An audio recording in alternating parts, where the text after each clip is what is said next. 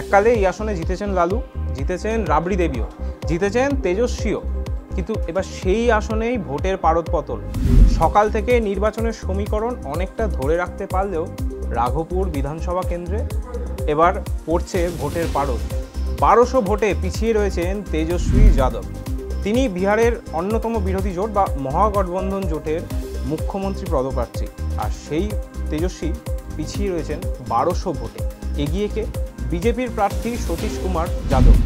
ভোটের হিসেব বলছে আরজেডির পদপ্রার্থী বা মহাগঠবন্ধন জোটের মুখ্যমন্ত্রী পদপ্রার্থী তেজস্বী যাদবকে পিছিয়ে 1273টি ভোটে পিছিয়ে রেখেছেন বিজেপি প্রার্থী সতীশ কুমার যাদব। এই সতীশ কুমার যাদবের কিন্তু একটা ইতিহাস রয়েছে, বলা যেতে পারে প্রায় যখন রাবড়ি দেবীকেও এককালে এই সতীশ কুমার যাদব এই রাঘবপুর কেন্দ্র থেকেই হারিয়েছিলেন। এবার সেই সতীশ কুমার যাদবের কাছে কি হারতে চলেছেন তেজস্বী? অবশ্যই 1200 ভোটের মার্জিনটা যে খুব একটা ফারাক এমনটা নয়, এটাকে টপকানো যেতে পারে। এখনও অনেকগুলো রাউন্ড বাকি।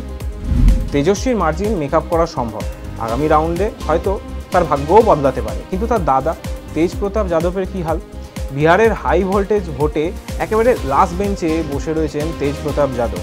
আরজেডি থেকে তিনি বহিষ্কৃত। লালুর ত্যায্য পুত্র তেজপ্রতাপ যাদব সম্প্রতি নিজের একটি নতুন দল খুলেছেন, এবং সেই নতুন দল খুলে যে খুব একটা সুবিধা করতে পেরেছেন এমন নয়। মহুয়া বিধানসভা কেন্দ্র থেকে দাঁড়িয়েছেন তেজপ্রতাপ যাদব, এবং ভোটের হিসেব বলছে এখনও পর্যন্ত 10,000 ভোটে পিছিয়ে রয়েছেন তিনি। তাহলে এগিয়ে কে? সেই কেন্দ্রে এগিয়ে রয়েছেন চিরাগ পাসওয়ানের দলের প্রার্থী। এই অঙ্ক চূড়ান্ত নয়, এখনও অনেক পর্ব বাকি।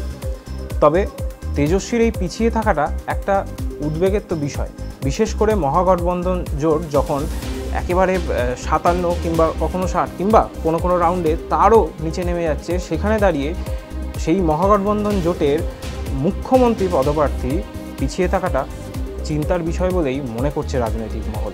অন্যদিকে এনডিএ জোট তারা কিন্তু একেবারে সেই নিজেদের যেন প্রতিশ্রুতি পূরণ করতে চলেছে, নিজেদের টার্গেট সেই 200 আসন হয়তো ছিনিয়ে নিতে পারে তারা।